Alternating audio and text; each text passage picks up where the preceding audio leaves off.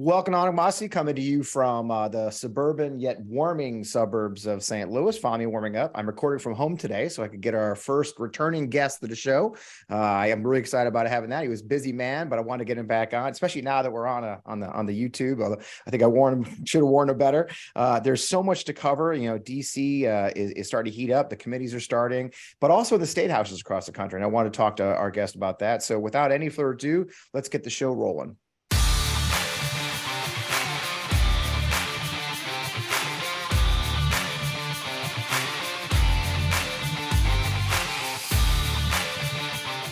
Welcome.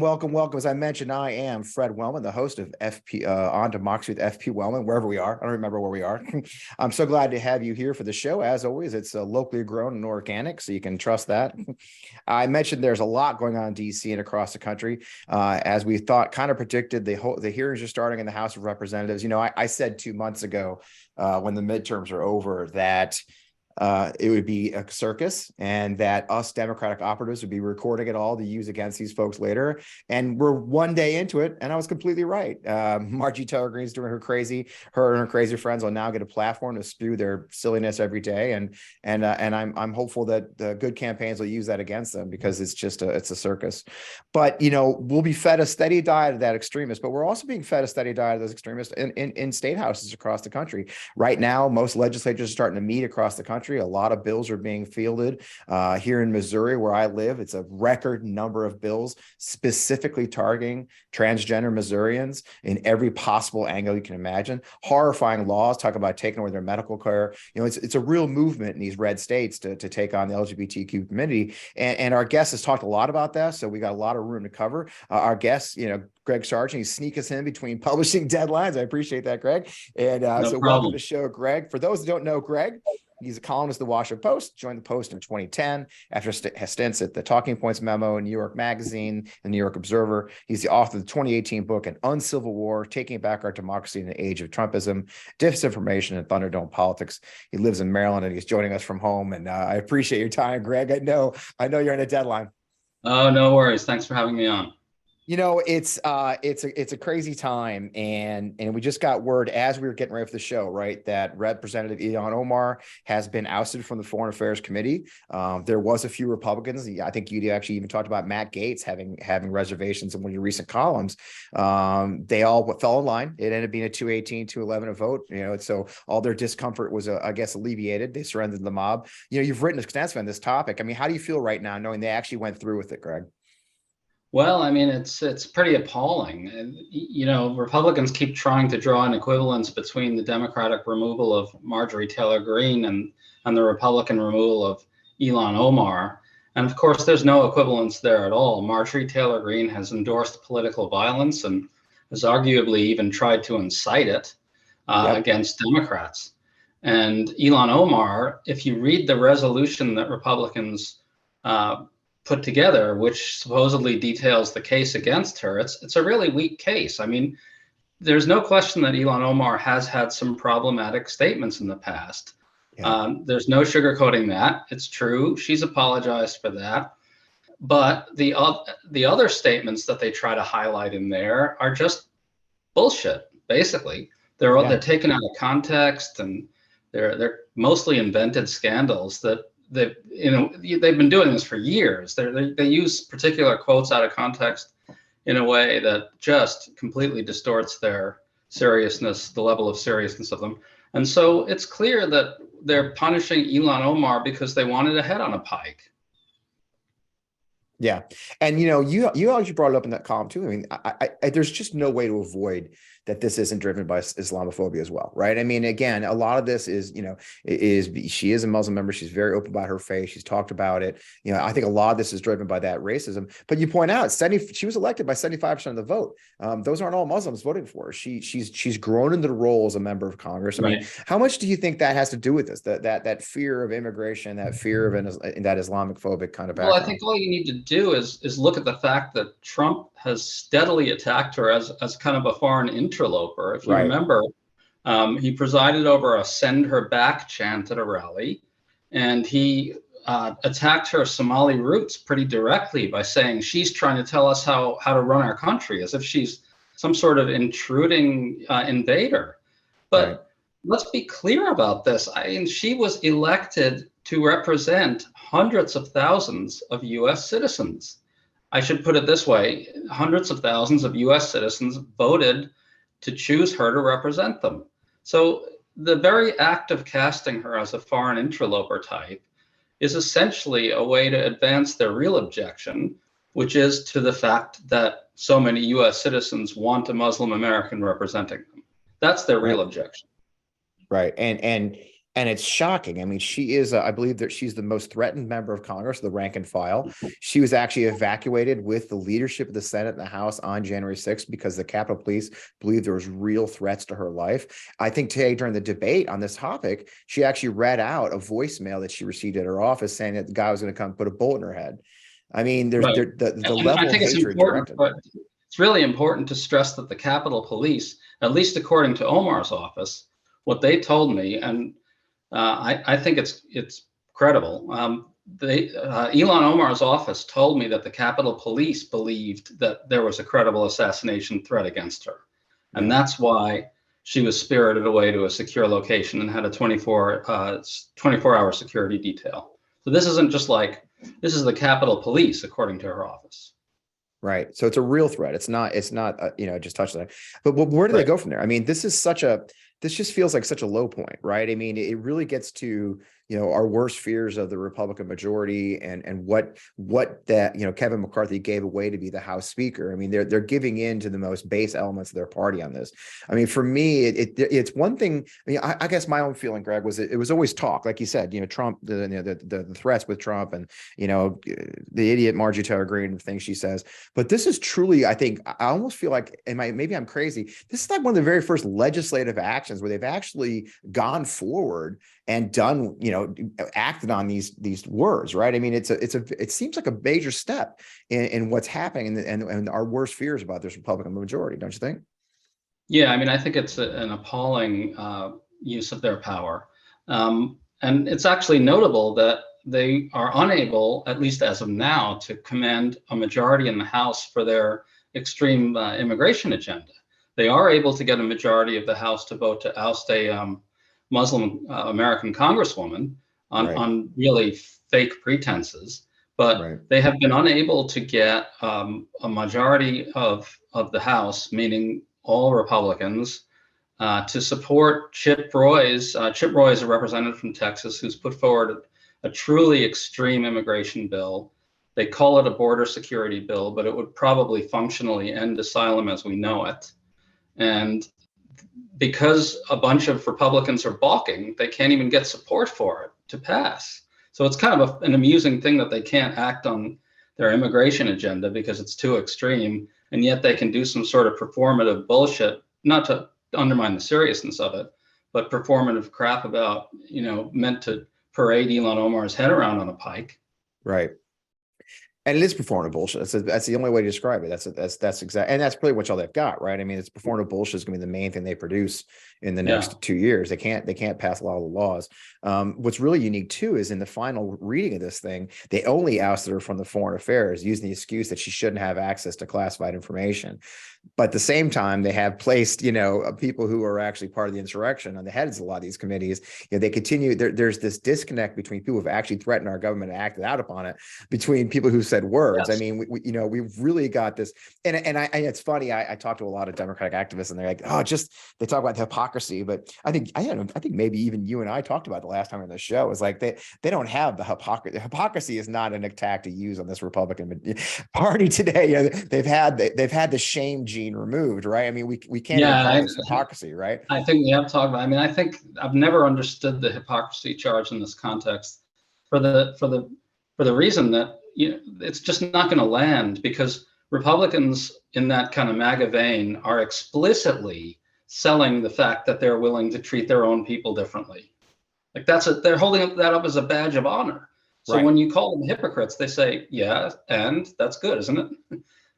Right. Basically. I mean, yeah, it is. They admit freely what they're doing, and that's the agenda. They're telling their voters that that's a positive feature of their politics that voters should support.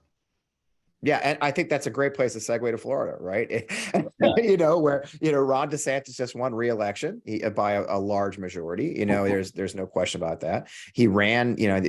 What we're getting with Ron DeSantis, what you get in Florida with Ron DeSantis, is a surprise. You've written extensively, and I see you tweeting extensively about the fact that we're seeing the school libraries talk about taking schools out. Teachers are being advised in some school districts to cover up the books, and for fear of literally felony charges based these stop woke and don't say gay laws. And I think you wrote about how the organization that oversees school libraries has actually asked the state for a ruling on, does the stop woke, does the don't say gay bills that apply to curriculum, do they apply to books? Right. What's the latest in that battle down there on that issue?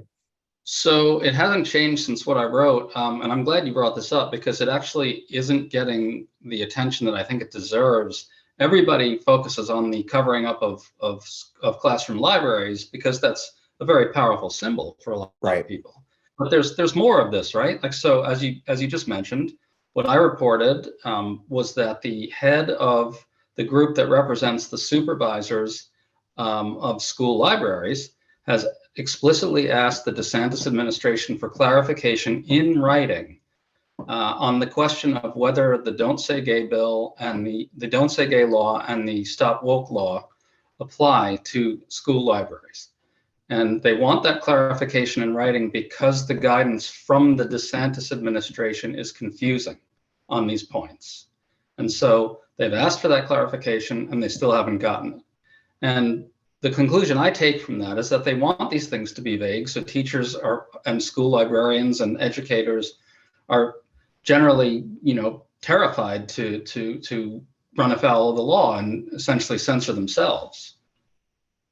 Right. And the vagueness is the goal, right? I mean, I think what you see, right. and you pulled that thread, and we could pull that thread across the country, right? I mean, a lot of these laws are purposely written vaguely to intimidate them, right? I mean, they're looking for the self-censorship. Right. They're looking for people to be afraid of a single parent turning them in, right? I mean, that vagueness is something we've talked about quite a bit. I think I've seen you discuss it online quite a bit. PEN America has a very good report on exactly this point, and their report concludes that the vagueness is the point, which is a line that I used as well. But it's important to also underscore, I think, that the vagueness actually invites parents to see plots against their kids around every corner, right? If the offending conduct isn't clearly defined, parents are invited to see offenses everywhere. And I think that's another really pernicious goal of these laws, which is to just create a general atmosphere of fear and suspicion and rage and division around educational topics. And it's really a terrible panic to be seeing. I mean, it feels like, for those of us who've been, I used to be a conservative, but even as a conservative, when I was a Republican, I was very much against these attacks on public schools. There has been a long time, mission, I think, from the Republican side, especially attacking public schools, seeking out, vouchers and all. Do you think that this, in some ways, this is another version of that this is another angle, sort of, maybe I would say another front, if you will, as an old soldier, right? This is a front on that war that the Stop Woke, the vagueness of these bills, the allowing parents to decide what is offensive and put teachers and schools in the defensive all the time. Is this really just another front in the war on our public schools and their mission to privatize? Yeah, I mean, I'm not really the best person to talk to about that, but sure. A great person who talks about this really pretty regularly is Jennifer Berkshire. Mm-hmm. I think that's how you pronounce her name. She writes about these topics regularly, and she's made a pretty persuasive case that this stuff that we're seeing now is kind of a continuation of a war against public education that goes back many decades. And it's got a lot of hallmarks of those previous campaigns that you're talking about. Yeah, I mean, I think the pieces are there where, we're seeing it here in Missouri. There's a yet another anti-CRT bill being floated here in Missouri. This mysterious thing, CRT, right? You saw it. And I think you said you may have missed the hearing, but in the hearing yesterday, Marjorie Taylor Greene made a buffoon of herself, which is really Yeah, easy. I saw Yeah, you that saw the clip. clip, right? About how, CRTs. But what's really pernicious about that, and something we saw here, Greg, in my own school district where I'm sitting right now, is that the Moms for Liberty type people made our school board, and they got rid of all the DE&I programs in this district. And so what they're doing very effectively, and what Marjorie Taylor Greene was trying to do yesterday, was to take anything that says equity and and diversity into it, make that CRT, make that curriculum, and then get rid of it, right? And I think that vagueness is exactly what they're trying to do. One of the things we talked about, I've gotten in some arguments online a little bit about this, is it feels like fascism. I mean, everybody's afraid of using that word, right? My friend Tom Nichols, whom I love, and I'm sure he doesn't watch the show. I'll have to get him on the show sometime. But Tom was on Twitter the other day saying, I don't mind. I know I haven't had him. I need to hurt. It would be a lot of fun because he and I bad heads all the time. We agree on things, we buck heads how we get there. But I do disagree with him. He was saying, hey, look, all of you guys on all you liberals and lefties calling this fascism, you're really making a mistake. This is just more of the and I disagree. I mean, I have an organization that I work with that I founded called the Beer Hall Project. And one of the things we focus on is this march of authoritarianism. And the founder of fascism himself, Mussolini, created an entire school curriculum specifically for indoctrinating children of fascism beliefs, right? And he used to brag at every hour of every day, I can tell you on which page of which book each school child in Italy is studying. I mean, the naming argument it seems like, in this case especially, now, what else do you want to call it? If you're trying to control how children are taught, in your belief system, it's damn close to fascism, right? I mean, are we tripping over ourselves here?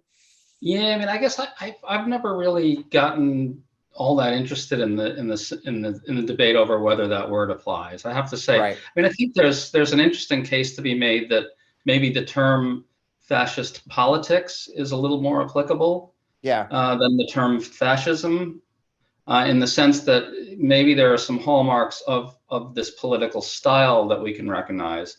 But I have to say, it's not a debate that I care too much about, and I could be wrong in not caring about it. But what I prefer to try to do is describe what we're seeing, as clearly as I can. And I think that's not to denigrate the debate at all. I guess what I mean to say is we already have enough trouble getting the discourse to define what's happening, sort of in the moment-to-moment factual sense, right? And so I sort of feel like let's get that squared away first.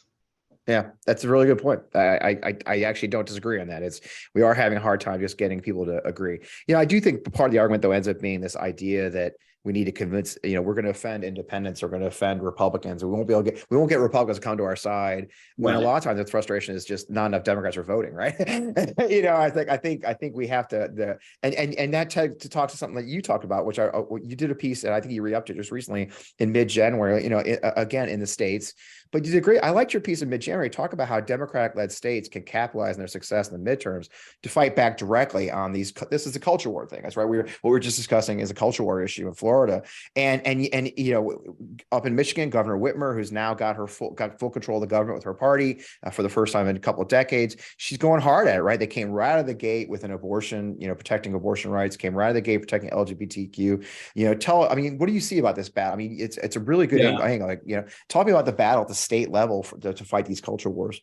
So it seems to me that what we're seeing in some of these red states really does create an opening for blue state governors and blue-leaning state governors to model an alternative cultural vision to the kind of reactionary culture warring we're seeing in Florida and the South and many red states.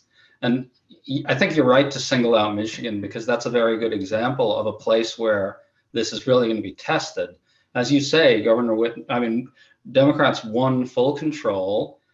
Governor Whitmer defeated a candidate who actually ran on reactionary culture warring. Yeah, that's Tudor Dixon was all about that. It was all about the transgender fear, schools, sports being dangerous. Yeah, and so obviously she was a weak candidate in other ways, and I don't want to say that was that was the decisive factor, but the very fact that the candidate who ran on that type of reactionary culture warring lost in a place like Michigan seems to provide an opening for Michigan Democrats to essentially say, we're going to show the nation what a blue state cultural agenda can do, what a tolerant, open, broad, inclusive cultural agenda looks like. And you contrast that with what you're seeing in Florida, with the fear and terror and the constant efforts to foment rage and against teachers and educators. And let's let Americans make a choice here.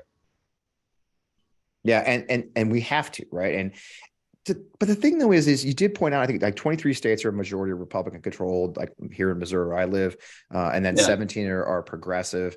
I mean, it really does feel like there's a fracturing as we have these different state approaches. I mean, it's one of the things I talk about quite a bit in this show, and then in my professional life, is that we're focusing heavily, it's our politics, right? We focus heavily on races that are flippable and winnable. And we've got a position now where whole states have been deemed almost unwinnable by the left, or frankly, even by I think it seems less so on the right. They seem to go fight everywhere. I mean, it feels like we're surrendering large swaths of the country to this other side, right? And the division's growing. I mean, how can we progress this fight back better? I mean, one of the things I say a lot is we run everywhere, right? And then when we run everywhere, we support everywhere, but we still see this battle. I mean, do you think these battles play into this larger division, and how will progressives fight back to actually start 17, 18, 19, 20 states instead of just 17 for say? Well, I think that in some of these places that are more swingy territory, it seems to me the Democrats have to try to find a way to make the right wing kind of degenerate culture warring into a real liability. Now, I'm not going to say that's easy, right?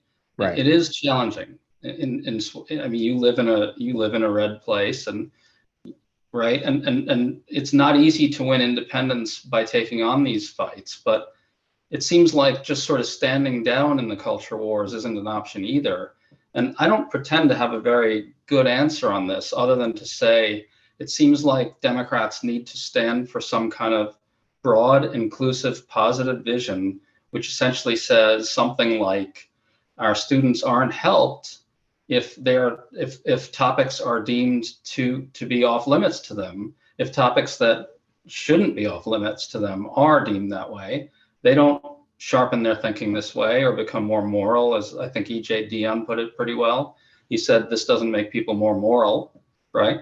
And I think Democrats have to find a way to make that type of fear mongering and culture warmongering and constant efforts to turn people against each other and against legislatures against educators, into a liability, into a political liability. So voters in the middle, I guess, whatever the middle really is, the voters in the middle say something like, this is a little too much. These people are just, they're out of their minds. They're on a cultural warpath, and I don't want part of that.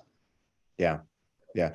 And where are institutions in all this? And I'll be that's our final question. It's these are attacks on our Constitution. I don't understand how we can't call this where we're restricting free speech, restricting the speech of teachers, restricting the speech of even the ability for even adults now. In many ways, they're going after bookstores in some places. Talking about actually going after bookstores and what they can allow to sell. How is this? Where are institutions like the DOJ? Where are these people who swear to be constitutionalist AGs? Why are they not fighting back for our rights? I mean, do you see a failure there on that side where DOJ and Garland and those others should be fighting these states and these First Amendment rights?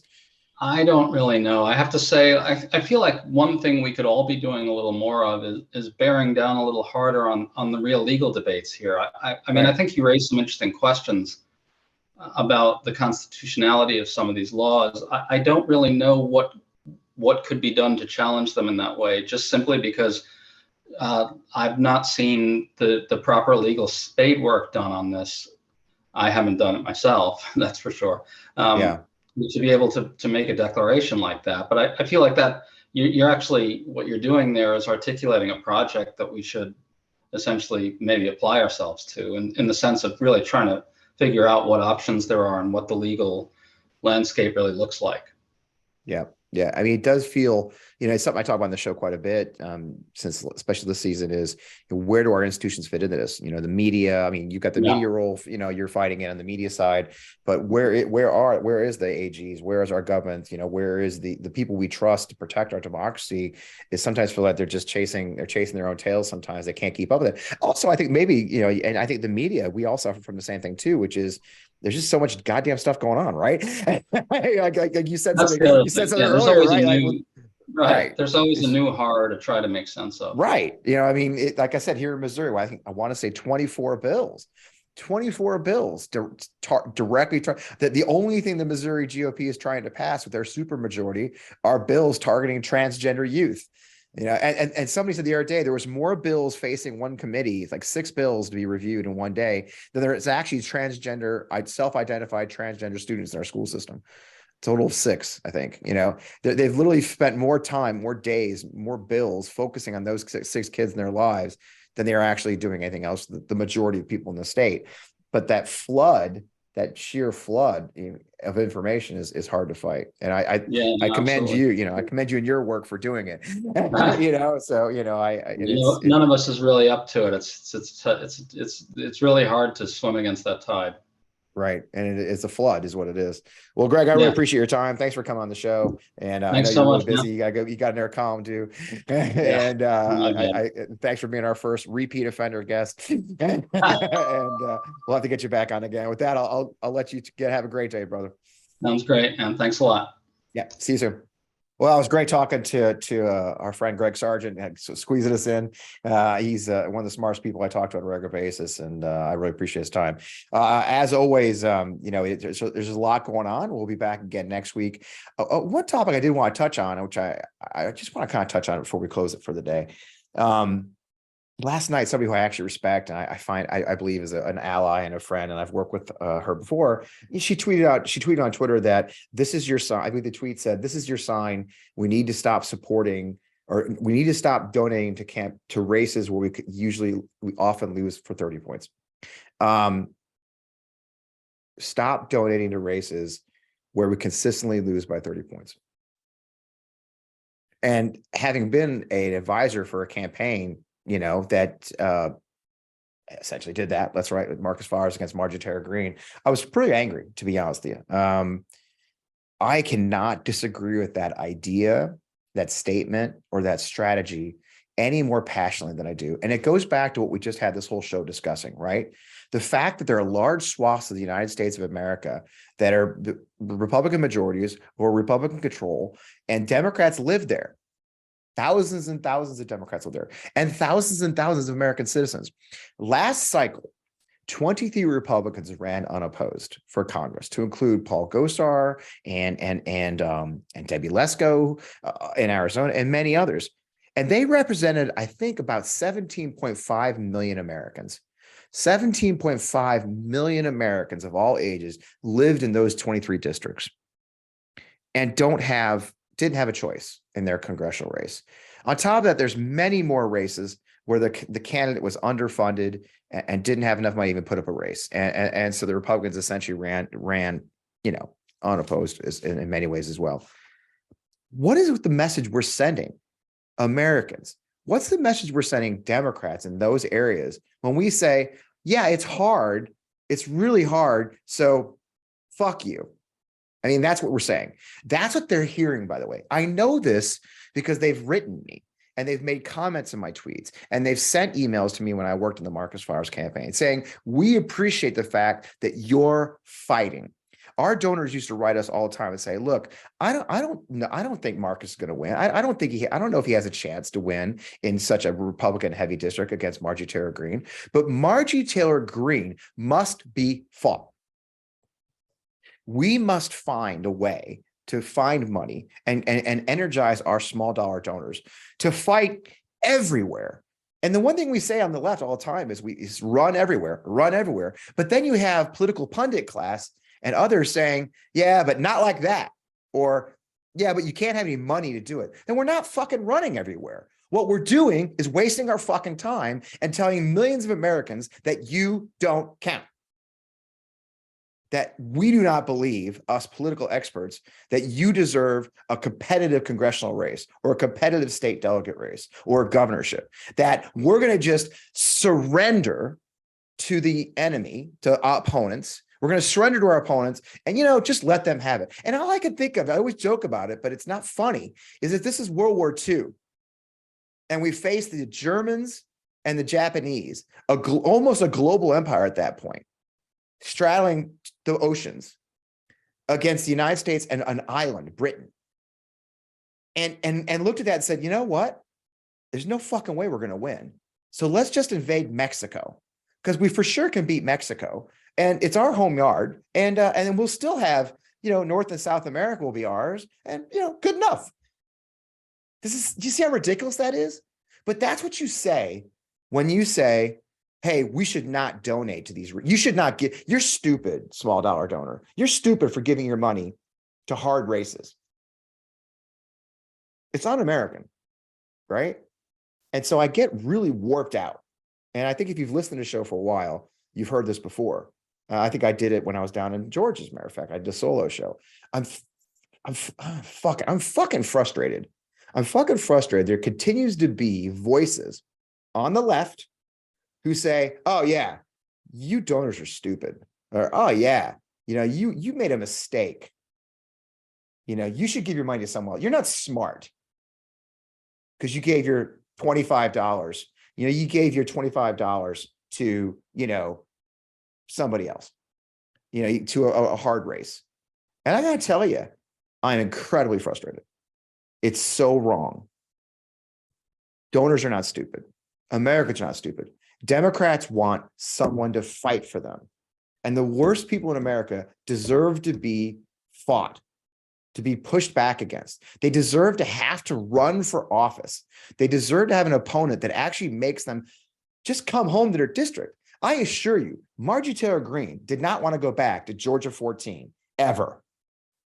Hell, her husband left her in the middle of the campaign because she has a boyfriend with Right Side Broadcasting News. She just wanted to be at Trump rallies with her boyfriend. But because Marcus ran, she came home and she had to actually represent the people of Georgia 14. Because Marcus ran, over 10,000 new Democrats voted for Raphael Warnock, which ended up being a full fourth of the margin that got him across the hump to go into a runoff. I assure you that Senator Warnock understood that. Senator Warnock understood that. And to say out loud that you should not support hard races goes against everything I stand for, especially as a former soldier, okay? A veteran of combat. We run to the sound of the guns. We run to battle. That's American. That's the American way. We fight. That's why we exist as a country. We don't surrender. We're not surrender monkeys. We fight. And so I do get upset, and I think very highly of the person that tweeted. That's why I'm not mentioning her by name. I think she's a great person. But it's it's sort of this dogma in certain circles in progressive politics that people are wasting their money when they support hard races, or we only have a limited amount of money and it should be spent very carefully for flippable, winnable races. And all we're doing is we're creating a destiny of 51-49 majorities. We just take turns who's 51, who's 49. And then the same people in 4 years are going to call those states that are red, those congressional districts that are 30-point gaps. And they're going to say, hey, look, we don't think we should donate money to your candidates, but hey, can you vote for president for us? Yeah, just this time, just vote for president. Just be on our side. When you've basically told them to fuck off for 4 years. It's unacceptable. We have to change how we think. We have to fight back and fight everywhere. So that's my rant for today. I appreciate you listening to it. I appreciate you joining the show. Greg was only just on for a half an hour, but it's a great conversation as always. As always, you can find me at FP Wellman and FP Wellman Officials, my Instagram. It's been real busy lately. The show, please subscribe, share with your friends. We are sponsored by our friends at Vi Media. Vi Media is a digital marketing agency based right here in St. Louis. You can do all the marketing needs you need. They're growing fast. They just won another award, I believe. That's vie.com. Media on the web. You can find out more about them. They've been very good to us, and they're a great partner. With that, great seeing you guys. Thanks for joining me here at home in the home studio, and we'll see you again next week.